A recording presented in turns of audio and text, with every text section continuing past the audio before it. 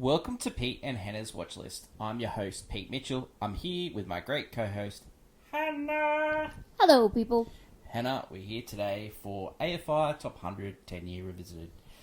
But before we begin, let us tell the viewers and the listeners what they should do. Pretty please leave a like and subscribe to the channel. Subscribe. Leave a comment down below your feedback on this show, any of our other shows, thoughts and feelings. All Hit welcome. the notification button and you'll get great content like this one, including what's next, movie news, movie previews and reviews.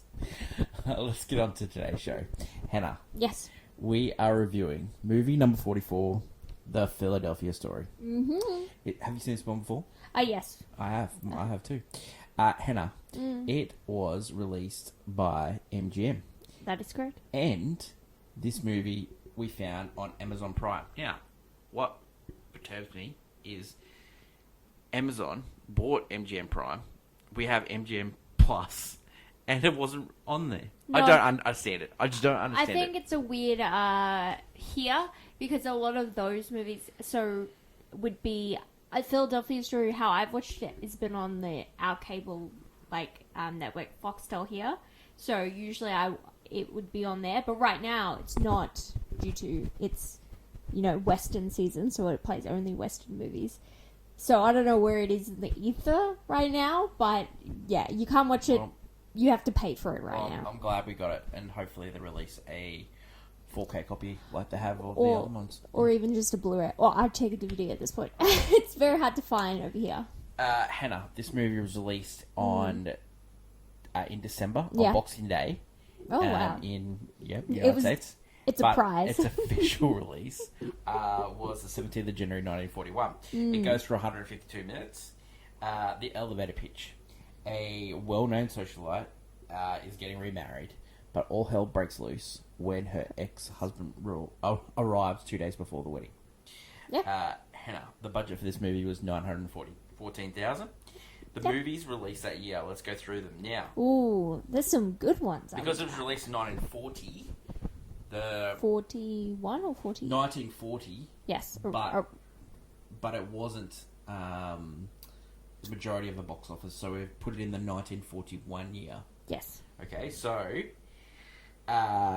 number 10 was They Die With Their Boots On by Warner Brothers. Okay. Ziegfeld Girl. Oh, wow, yeah. Was 9. Yeah, well. Men of Boys Town, number 8. A Yank in the RAF by 20th Century Fox was number 7. Caught in the Draft was number 6 for Paramount. Philadelphia Story is number 5. Yep. How Green Was My Valley. Ooh, okay. Which is the 20th Century Fox.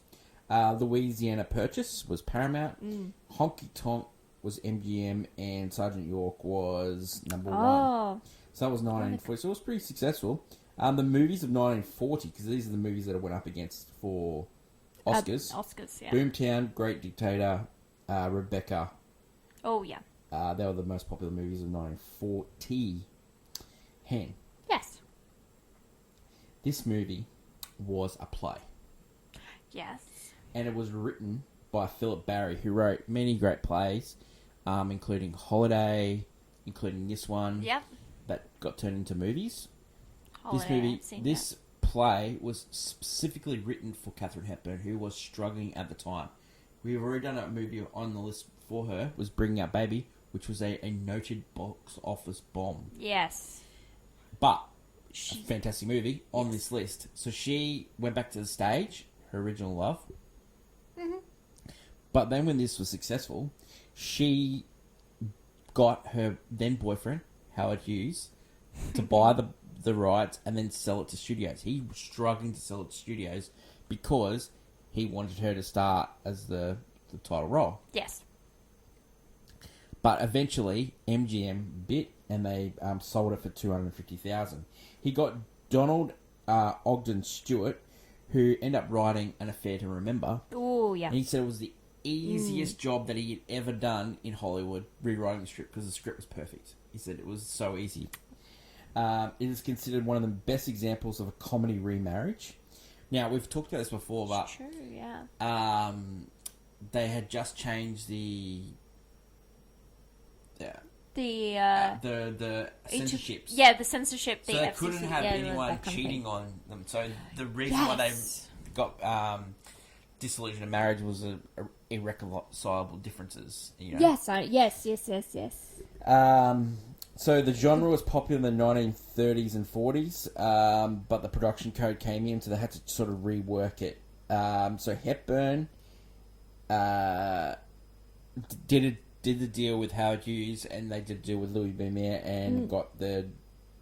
She originally wanted Clark Gable to play the title role. But the director that they got on, which was George Cukor, he had just come off working with Clark Gable in... You gotta tell me. Gone with the Wind. Yes! So I was like, I've heard the director before. Like, I don't know what Clark Gable was a noted homophobe, and George Cukor was a noted homosexual director. Yes. And they had big falling out on the set. Did not work again, so they ended up getting that's what Clark Gable to play. You know what when I saw the director's name of this, I was thinking, I know that director. I couldn't. So Katharine Hepburn wanted Clark Gable to play Dexter. I understand. And wanted Spencer Tracy, she hadn't met at the time, to play Mike Connor. Wow. And then they had later met. And then... I will say, that is an interesting movie as well. That movie still works in a weird way. Okay, so they end up getting Clark Gable and Jimmy Stewart. Now, Jimmy Stewart came on Katharine Hepburn's radar because... They got Jimmy Stewart and Cary Grant. Cary Grant, sorry. Got Jimmy Stewart, and he came on her radar for Mrs. Smith Goes to Washington. Yes. And so he's the plucky reporter sort of thing. She thought that it would definitely work. He does. He does give that. So Cary Grant, who we've had on this list twice now. Yes. He played C.K. Dexter Haven. Katharine Hepburn, which we've had one on this list so far, she played Tracy Samantha Lord. Jimmy Stewart, who we've had... Jimmy Stewart, who we'll continue to have, and we've had... I think we've counted, he might have like 5 movies in total. We've had him for Rear Window so far. Yeah. Ruth Hussey played Liz. John Howard played George Kittredge. Yep. Roland Young played Uncle Willie. Yep. John Howard played Seth Lord. Mary Nash played Margaret Lord. And Virginia Wilder had played Dinah Lord. The reaction for this movie at the time. So, MGM didn't think this movie was going to be successful. They gave it a slight push, but it ended up breaking the box office record held by Snow White for the Radio City. It was sold out for 6 weeks straight. Yeah. So it was huge in New York. Writing for the New York Times, Bosley Crowther wrote that the film has just about everything that a blue chip Connie should have: witty, romantic script, Philip Barry's successful play, and the flavour of high society elegance, in which patrons invariably luxuriate the splendid cast of performers. Hepburn, Stewart, and Grant were fantastic. Metro director George Cukor has graciously made apparent in the words of the character the prettiest sights in the prettiest world of privileged classes enjoying their privileges. So very popular at the time. This movie was nominated for Best Picture. It was also nominated for Best Director. It was also nominated for Best Actor, Best Actress, Best Screenplay, and it won for Best Actor and Best Screenplay Adaptation. Yep. Rotten Tomatoes at the time, 100, Letterboxd 4, IMDb 7.8, and we have had a remake of this movie. Yes. The Cole Porters, High Society, starring Bing Crosby, Grace Kelly, Frank Sinatra, Louis Armstrong. What a movie. Louis Armstrong. Alright, so let's talk about the actors. Okay, so we're talking about some of the greatest stars in the history of these 3 are just... And it's amazing. It's amazing that we've got the 2 remakes. So it's the remake. The remake also does have 2 big, absolute massive singers and the biggest actress at the time. Well, it's in her final. It's her final film. So when they're promoting this, they're calling her princess. Yeah. It is just amazing that these 2 movies are sort of like the twins, like the 2 bookends of this life, and. Both fantastic. Yeah, I would say the Philadelphia Story kind of was like a big push for at least Jimmy and Catherine. Cary Grant was already making a name for himself. Huge. So it was just like a real catapult assessment for them. And then High Society was just a very lovely note to end on, like Grace Kelly's career and everything. But just like normally, like remakes, we've been getting a lot of remakes lately and like sequels and stuff like that. They don't know how to. Normally they don't work, but the remake for this movie is it's just so delightful. And you know what? It falls into the whole remake musical thing that we've been getting a lot lately, especially like on Broadway at the moment. There's like at least 5 different movie turned musicals. Yeah. And this is one of those ones that actually works because it lent the story. All they had to do was just cut out dialogue and just replace it with music, and the great Cole Porter at the time was just on a high. It was so good. Yeah, he definitely just threw in some songs that just Yeah. Every Thursday on Movie News, we do a segment called Clickbait, where we do the hottest of hot takes. Yep. Last week, hot takes was Hannah brought up all the anniversaries of this year that's coming up. The so shocking revelations. Yeah, shocking revelations. Yeah, I'm old. Hannah, your hot take for Philadelphia Story. My hot take is that I think this is one of I would like to go into the fact that this is probably the only musical remake of a movie that I've actually thoroughly enjoyed. Every other musical remake hasn't been great. If not, they're terrible, or they're just for a different sort of crowd. Like, the person who liked the movie isn't so much going to love the musical version of it, whereas I like both the original film and the musical version of A Philadelphia Story. It leans into it really well because what they do to change it is they turn the remake into a comedy. They lean into the comedy musical aspect of it. And it's all a light jest, whereas when you have like the recent Mean Girls musical adaptation was trying to be a refresh of the comedy, change some scenes, be a musical and everything, and it all just falls apart. Had too much to do, yeah. And you know, yes, there are Broadway adaptations that people love, but you know, the songs, you have to cut out important scenes, and it just doesn't work nowadays. I think you could do it a lot back then. I think High Society had a bit of a leg up. It didn't have to fix anything with Philadelphia Story. No, yeah, Philadelphia Story is very perfect, but also very simple. Yeah. There is not... What they do, like the changes between the two movies, like in this movie they have a scene where Tracy meets Connor at a library and have a conversation, but in the remake she takes him out to the country house she talks about in the first movie, and they have this whole new scene where it develops their romance earlier on in the movie. So there's changed things that work with the movie but still kept the essence. And a lot of recent remakes don't do that. They either are shot for shot or have no idea what they're doing. That's true. They fall apart. But my hot take is, now I've been watching because recent weeks we wrote It Happened One Night, then we watched this one. These comedies, so romantic comedies. And I've been watching like a few romantic comedies recently on cable and stuff like that. Recent or 90s? 90s. Okay, 90s. I was like, 90s where have we gone wrong? Like the biggest hit over the last couple of years in romantic comedies is Anyone But You, which is a serviceable film, but it is no way oh my god, no. close to this movie. It's not even close to like How to Lose a Guy in 10 Days. I watched that like last 2 days ago, and that movie is just, it works so well. And like the meet cute, all these movies turn on a thing where, you know, there's a misunderstanding and it's just the like miscommunication trope. Like It Happened One Night had a great one, you know. So yeah, a lot of these films, a lot of those early romantic comedies have the miscommunication trope. But as we've gone on through the years, a lot of people like to get away from that, just because especially now we have the thing called a cell phone, which you can just text someone. These are my feelings, but unfortunately, because we're moving on so much with technology, we've forgotten how to communicate with each other realistically. And I so agree. our romantic comedies have faltered.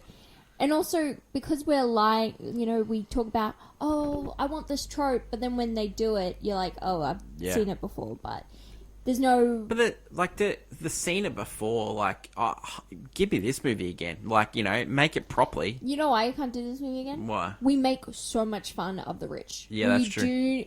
This is a little, haha, like, Yeah. oh, she's rich. No, nowadays it's Succession. Yeah.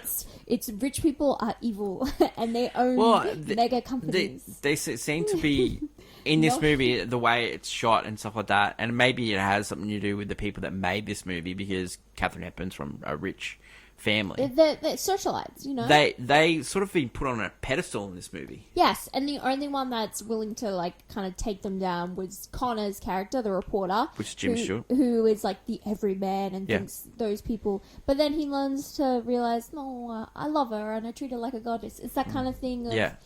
They don't, necessarily. This is just like a quite fun, loving, idealistic version of socialites, whereas nowadays we make fun of it. No. And even now when we see like a movie like Anyone But You, these people have money and we just gloss over that fact. Yeah. Because we know if we go too much into it, we'd make fun of it. Yep. So. Well, like the elements of what I love in cinema is thrillers and romantic comedies, and we nearly get there every time with the thrillers. They're just not quite there. A thriller that I saw recently was Conclave, like great thriller, great aspects, just didn't land. Stick the landing. And then same with Anyone But You. Like it had different elements, that movie, but it just didn't stick the landing like this one. The flaw of that movie, which this doesn't have, because this has a really good supporting cast of really funny characters. Mm-hmm. The sister, the uncle, the dad who's kind of troubled, all that. Whereas nowadays you have Anyone But You, the friends and the people getting married. They're all quite boring. Yeah. And they weren't, like, they were more of a hindrance than anything. Yeah. You had, like, the dad that couldn't dive into the pool. Like, that, what were we doing with that? Murray. Like, Yeah, what are we doing here? What were we doing in that scene? Like, surely we could have had him doing something. And, like, I get the really nice thing was the whole Paris bit. Like, him talking about how he'd go on a train, but do it in a different way. Like, I've just seen the you're a scene grown-ass weird. man. What are you doing diving into a pool? Like, yeah, it was just weird. But anyway. Why you let Glenn Powell teach you how to... Yeah. That is it for Clickbait. Don't forget, movie news drops later in the week, and we'll have a great Clickbait then. Let us get on to our movie review, and it's Scene Breakdown, and it's because Tannen's one of her favourite movies. Hannah, with the Scene Breakdown. Yes. Take it away, Hannah. Well, as we enter the stage, we have Dexter and Tracy splitting. It's seen Dexter is leaving their house that they live in. They're throwing out. Tracy's throwing out stuff. Breaks his golf clubs. He goes into, but then just pushes her back into the house. So like they have. we couldn't do that now. No. But also, he wanted to, but he wanted to sock her, and that's he pushed her so hard. Do you know what?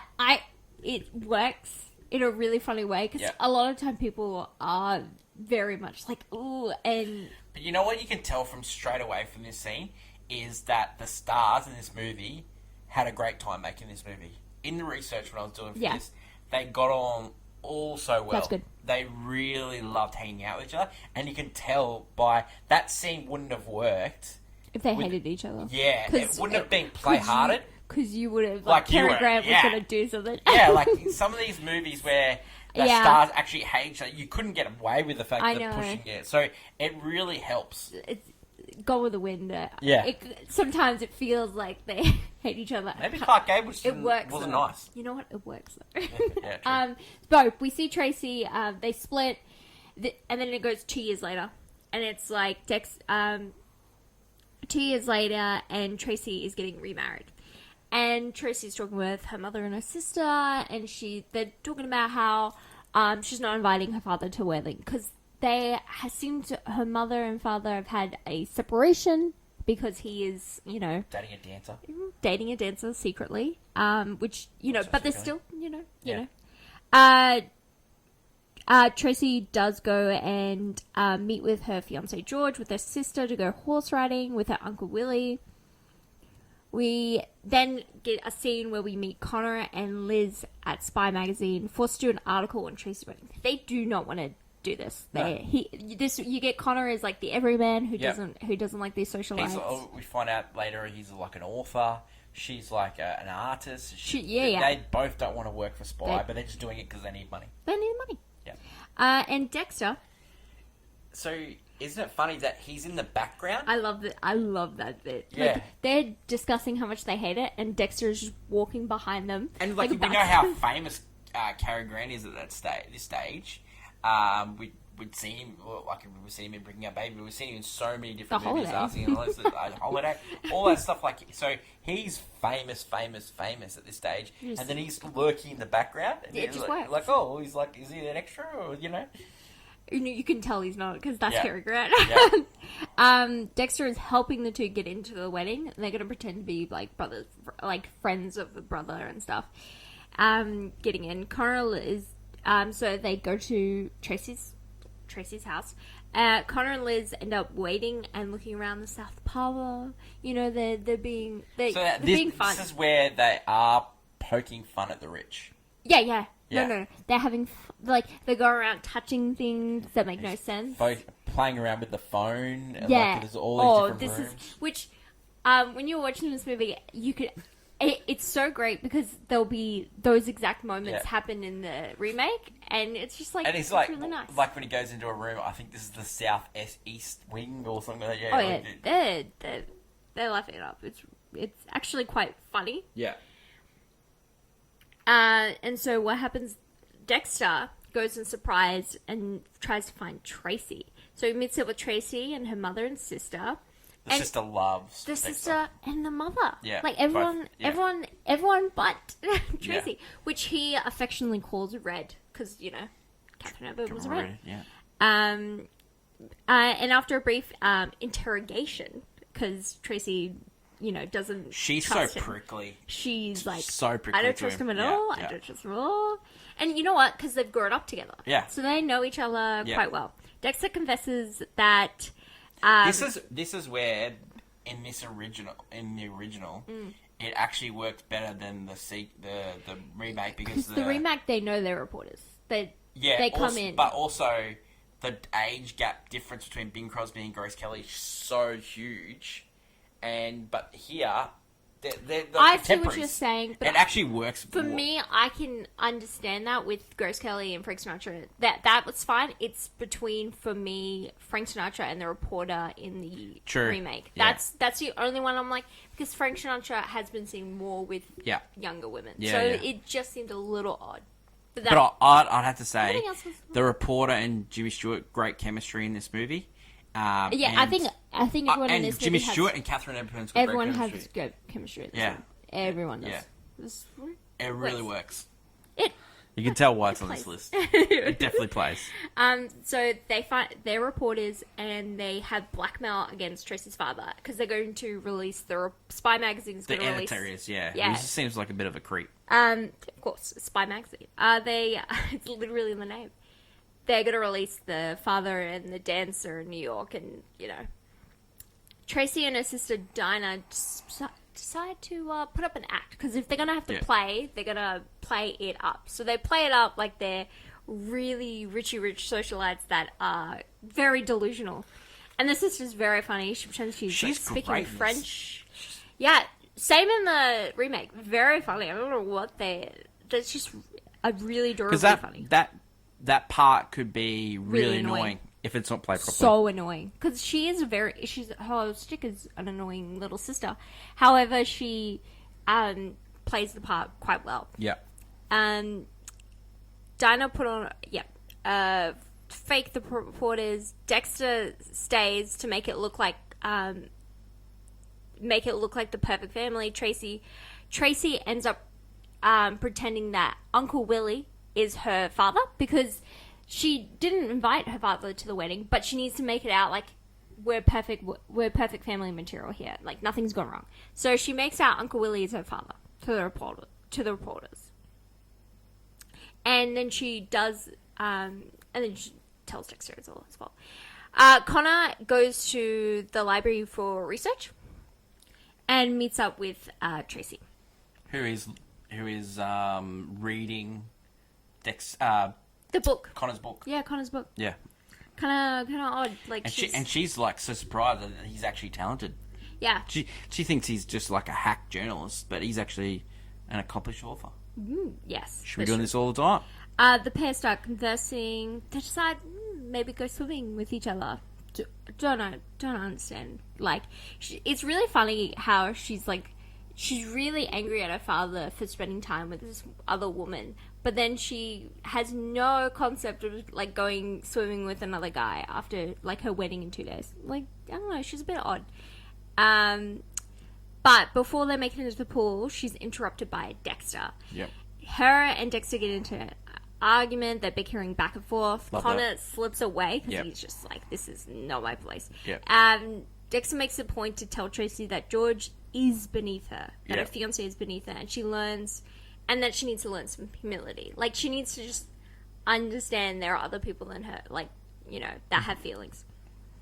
George intervenes, and Dexter left a wedding present, which is a boat, a model boat of that they sailed on for their honeymoon, and leaves. And True love, by the way. That is the corniest name for a boat. And you know what? I love it.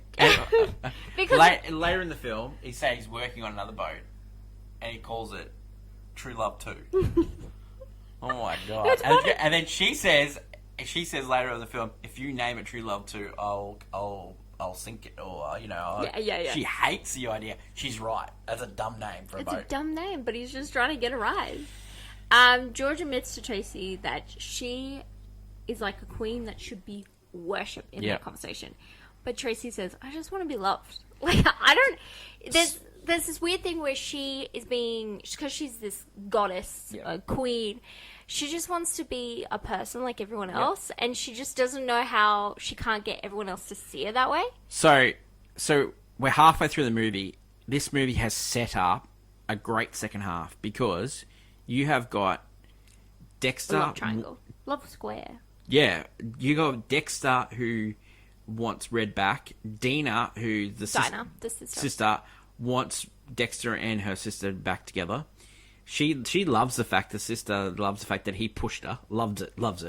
Oh, you've got Connor, who's falling for Red. Despite the fact that he hates socialites. Yep.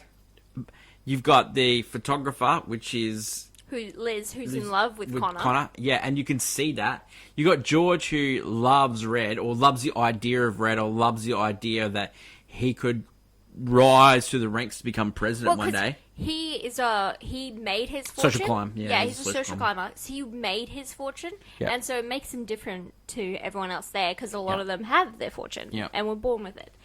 And it just shows, like, you know, we've gotten all kind of what's wrong here just from the people's personalities, and that's all that needs to happen. Tracy and her parents have a chat that leads to Tracy's father completely insulting her. He says one of the worst things. Calling her a woman made of bronze, you're not human. Like, he's saying you're not human. Because she just chooses to... Well, she doesn't care for others. He also blames Tracy for the fact that he is cheating on her mother. Yeah, because she's not seen as the young girl to make him feel young. Yeah, weird. That's like... No, it's weird. No, he's weird. What an a-hole. No, he's weird. I think he's super weird, but he's also, one of the most evil characters we've had so far. Tracy's similar to a character like Jane Austen's Emma, which a character that completely is just... Classic. Yeah, this is classic. Very Jane similar to... movie. Yeah, very similar to Emma, but Emma was more of a matchmaker. Yeah. But the same kind of thinks everything should go around the way she wants it, and doesn't really understand other people's feelings, can get hurt. Yeah. Uncle Willie and Tracy's father make it clear to the reporters who's who, because of the Uncle Willie mix-up. That is so funny. It's not needed. Because not needed at the all. reporters know. Yeah. Like, they figured it out quite quickly, and they're the father's well known. Yeah, I don't get it. He's like a rich mining magnate. It's an odd thing. He's but like anyway, a lord. Uncle Willie and Tris make clear the reporter who's who, and then Tracy leaves to go dress for the party. Yeah. But sneaks in a few drinks. Even though Tracy makes clear she does not drink. Oh, she is throwing them back. And because she has problem with drinking because Dexter was alcoholic. He was an alcoholic. Yeah. And he had a major problem with drinking. Which they don't clearly say. No, well, but yes, that was it's intimated. There's a whole thing why they don't do that. But it's intimated, like he talks about making jokes about his time in sanitariums and everything. Yeah. But he in this version, you don't see him drink either. Yeah. You see him just have water, which is interesting. Juice. Yeah, interesting. At the party, Tracy and Connor, I think Connor's a bit tipsy too because they're like flirting. Well, he's not used to drinking dancing. champagne. So Yeah. We've gone to his head, I'm a whiskey drinker. Tracy ends up fighting with George a little bit. Yeah. Connor goes to Dexter's house, and unbeknownst to him, but Connor works on a way to get Tracy's father out of the blackmail. With Dexter, because Connor. So has Dexter's been trying to do this since the start. This is the whole thing. Because he's trying to get them out. Yeah. He's trying to save Tracy's family's quit his job, and this is the best way he can. Yeah, because they know some secret thing about the editor. Yeah. Father's out of blackmail, and when Liz arrives, she helps them, and she has a passenger in the car, which is a kind of passed out Tracy. She's maggot. Yeah. And then the two drunk people go and drive, by the way. Yeah, great. The two drunk people go off and drive and go back to Tracy's to drink more, dance, flirt with each other. The pair gets so intense. Like, they're just like, he's just talking her up and she's like, she's lapping it. Yeah. And it leads to them kissing. Yeah. And he's like, you're a woman made of flesh and blood, and to be loved and stuff. Exactly what she wanted to hear after being called brawn. She did. She just wanted someone to say it. Great ego boost. And the pair run off. Dexter and Liz arrive at the house. Well, because another thing is, like, so George, as you said, they've had a fight, and so she's sort of acting out. Oh, no, she does and that. George is, and, like, they keep hearing the telephone ring. And, and they just ignore it. And so then... They go for a run. So Dexter comes. Dexter comes, and him and Liz have a heart-to-heart, where she confesses that she is waiting for Connor to kind of grow up, romantically speaking. Like he... Because she's been married before, so she's just waiting for the guy to, kind of look her away in a weird way of saying. George also arrives because he's fed up of waiting, and he and Dexter have it out about Tracy. Until Connor arrives with Tracy in his arms, drunk and wet from the pool. Yes. And he's singing Somewhere Over the Rainbow. Wrong words. Brilliant, though. Love it. Absolutely brilliant. And then they didn't do... Like, she hit the water and the wine hit her. Yeah. Like, it was... Yeah, it was definitely didn't do anything. He takes her upstairs. Connor puts her to bed, and when he comes back downstairs... Well, the sister sees it. Yes. Yeah. He's confronted by Dexter and George, and then Dexter, socks him. I want to bring up the thing about the sister. She was a well-known child actress. Yes. She was in Little Women, which was directed by George Coco, which is the original. Big, yeah. Huge movie. And child actresses, normally this role wouldn't work for them, but she's fantastic in this. I just want to reiterate that. She actually died really young at 41 because she had a heart condition. Oh, yeah. And ended up dying really young, but yeah, she was fantastic. Yeah, Loved her in this. At the moment, child actresses, like, they're either really good or they're super annoying. Yeah. I will say. George... After this confrontation, though, George leaves in a fury. He is not happy. He doesn't what it looks like. He just doesn't like it. Off. It's the wedding's off because he just wants what it seemed like. He just wanted the perfect woman, and I think he wanted like the Tracy's a little bit flawed sometimes. Yeah, he wanted the accessory to the rich guy. The next morning, Dinah brings Uncle Willie to Tracy's. Yeah. Very cute. And, everyone's just so wasted. They're just so hungover. Yeah, because they had a party the night before. Yeah, great. And then they have a wedding the next day. Huge. Tells him that, but she tells him what she saw last night and how maybe she should be with Connor. Like, she's like second guessing everything. Yeah. Because the sister wants her to be Dexter, but now she's thinking, maybe. But she doesn't like Connor either. Yeah. She's like, but, Dexter arrives to. Everyone knows that shouldn't tries to George. dispel it like a dream, and he's like trying to see, like, maybe she did see it. Like, he looks up to the window. Because Dexter has stories of when they used to drink together, and she would never forget. Because she does this blackout thing where she just, because she's the perfect girl, so she doesn't do that stuff. But Connor sort of doesn't remember either. Oh, no. Tracy comes downstairs, hangover and dazed, no memory of last night. Which, again, I think just... Catherine's is great, but when Grace Kelly does this in High Society, it's just so funny. It's so much funny. So funny. When Connor is drunk, he's hiccuping, right? Yeah. Oh, he's really giving it. That wasn't in the script, and it absolutely made Cary Grant laugh. He loved it. He absolutely loved it. So, like, the real drunk, in this one, Connor is a great drunk. Grace Kelly in High Society, she's fantastic.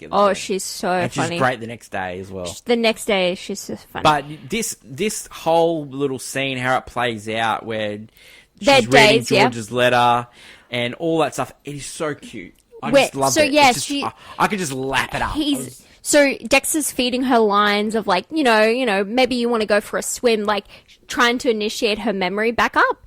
And when Connor appears, it comes clear to Tracy what actually had transpired, and she feels awful. She's like, "What have I done? Like, oh my god! Like, I can't believe myself." And she does call George, and he just tells her on the phone, "I left a note for you earlier. Just go read it." Like. He is done. It's like, but he does come. Yeah, he's like, oh, I'm done. But then when he comes, he does not want a bar over. He says, "You need to make sure that this never happens again." So Dexter does cheer her up. He gets her something to wash away her hangover. Cheers her up. Willie's magic potion. He's doing wonders back there, and. Gets Connor it as well. Yeah, she gets ready. The no, how he can't. George's no is like, he can't go through with the wedding. He's like, I'm not liking this. But she's already off him anyway. Oh, no, she was already off him because she got what she needed from Connor, which was someone just telling her that she's real. And then she's now in a state of, I don't want to go through this, but she kind of has to. So George goes. But George makes the final, like, I don't want to do this, I don't want this. Connor does offer to step in for the wedding. He's like... In front of Liz. Yeah, and she, like, smiles and is like, no, I don't want that. And I think Liz doesn't want me to... a friend of mine, I think, would really hate that. Yeah. And he kind of... Like, I don't know, like, it's not played up on much, but the relationship between... Tracy and Liz and Connor and Dexter, they look like they're good friends. Yeah, they work at the end of this movie. They would have, dinner parties and all that. I reckon they'd hang out. It works. It's funny. Yeah. They do seem like friends by the end of the film. But a classic, the old, I gotta tell the people. And then Dexter's telling her, and then she's like, sort of walks past, and then, what? So she's like she off, like she's got to tell everyone it's off. However, Dexter offers to have a proper wedding that we were supposed to have 2 years ago, but we eloped and we didn't give you that chance. A lot of movies have done this since, but this is Tracy's really, glad, really good. Everyone's happy. Yeah. The end. A lot of the times when the two, go. I want to talk about the ending. Yes, because. The ending finished perfectly. It absolutely finished perfectly. Go, yeah. It didn't finish quickly. Not like it happened one night. We actually saw them get married. We saw the camera. They make a lot of jokes. They really leave it. I thought it didn't... You had more fun with that. It didn't rush like it happened one night. It was a perfect ending. Played out, yeah. I love the ending of this movie. I really did. Yeah. I also find that the trope of the two leads coming back together, even though they were were totally not together, but then came back together, usually doesn't always work for me because I'm like kind of bored with them, or she should have been with someone else. But in this movie, it made sense why they split up in the first place. Yeah, because they were too young. To do it, and they needed time apart and grow from each other.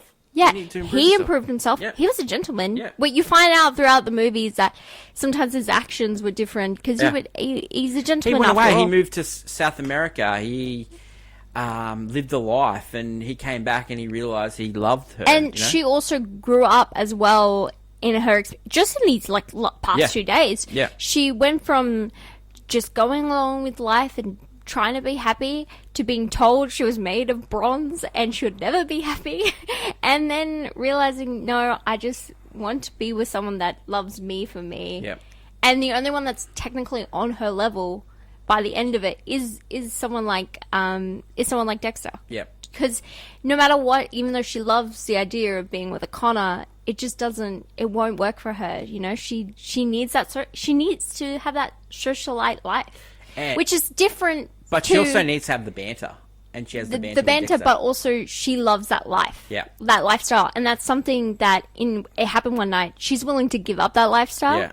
For her relationship, and in this, it's like, no, I need to have the lifestyle, the man, and everything. Yep. Got my cake and eat it too, and it works because the film is delightful in that Loved sense. it. It's a delightful meal. Absolutely loved it. Hannah, Yeah, reasons too. it's a completely perfect romantic comedy. Love it. In all sense. The actors are absolutely amazing in it. The chemistry is fire. It's, you know, when I didn't know it was originally a play. Yeah. And I can't tell with this one. A lot of time you can. Yeah. In this one, so to speak, I don't know. I don't fully can tell that. So Yeah. it works really well in this movie. Well, the plays was so successful, and Catherine Hepburn was in all the things. And when the last time they drew the curtain down, she said, "Don't draw the curtain down because the curtain can never come down on the Philadelphia Story." Like, she loved that play. Oh, Absolutely. no. There's something about Philadelphia Story. It's just lovely. It Yeah. just works. It's perfect. Every end. Reasons not to. I know. really struggled to find one. The only thing I didn't like him pushing over Catherine Hepburn at the start. That's the only thing I didn't like. I thought it was funny. Sure. I can get over that stuff. Sure. Hannah. Red flag, sorry. Would you buy this one on Blu-ray? Yeah. 100%. 100%. Would you watch this movie again? Yep. 100%. Hannah, does this deserve to be on the list? Yep. 100%. Deserve to be higher? 100%. Yep. I think this deserves Okay. to be higher. Yeah. I just love it. This is 'cause, I reckon this is one of the best movies we've seen so I far. love it. Yep. Yeah. Nah. Do you reckon It's right up there with a lot of the other Do you ones reckon we've seen. it had one night's better than this movie? I prefer it happened one I night. think the ending of this movie puts it over the top.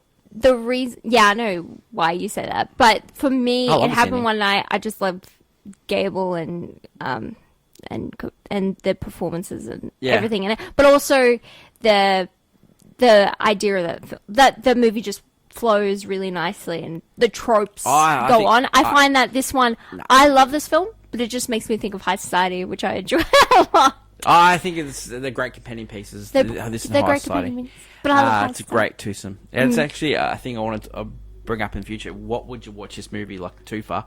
I reckon this and High Society together. Well, of course. Brilliant. Just brilliant. Even though it's this, you know what, same movie, but different vibes, Yeah. and they just work. They flow. Is this movie a watch or a miss? It's a definite watch. And rating for this one? It's only one answer. Are you gonna put it in the... It's all-time classic. Thank you. It is 100%. I only would... Yeah, I'd put it in an all-time classic as well. No. Just for High Society alone. Just for This both. movie is 100% an all-time classic, and can highly recommend. Yeah, there's no fault. Yeah. That is it for today's show. Next week, movie number 43 is Midnight Cowboy, starring John Boyd and Dustin Hoffman. Classic. I'm classic. walking here.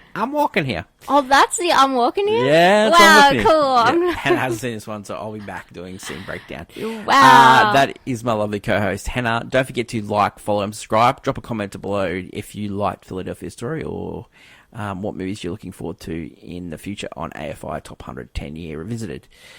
Don't forget, tomorrow, What's Next, the show where we help you figure out what to watch next. Conclave and Den of Thieves 2. Pantera or Panther. Whatever you want Pantera. to. Yeah, whatever you want to talk about.